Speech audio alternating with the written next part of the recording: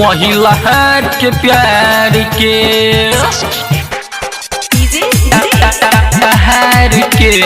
पहिला हाथ के प्यार के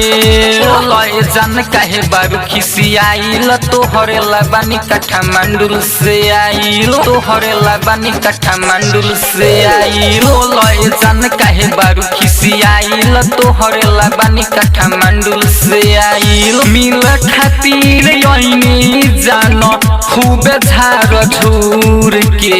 मिल खातिर यही जान खूब झार झूर के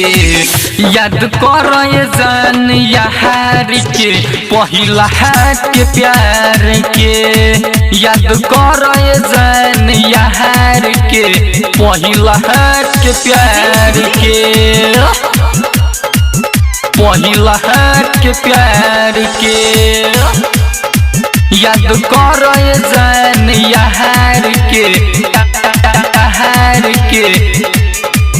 पहिला हाथ के प्यार के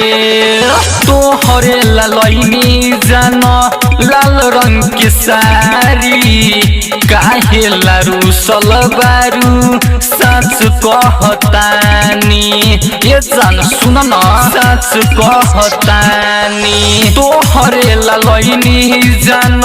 लाल रंग के सारी काहे लारू सलबारू सच कहतानी सच कह तोहरे लयाइल बानी जान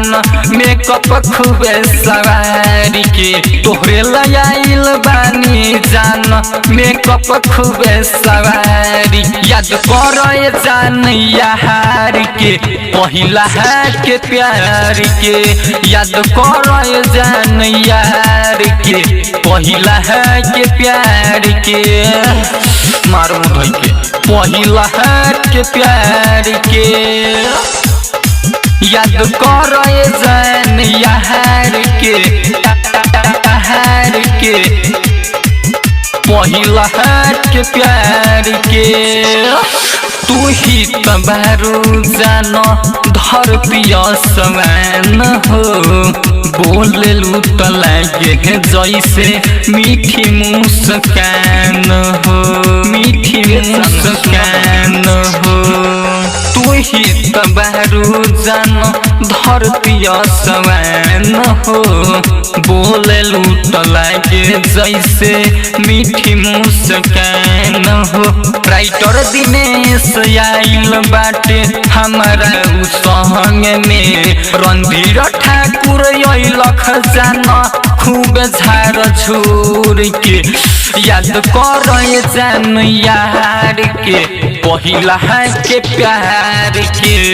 याद कर जान यार के पहिला हाथ के प्यार के।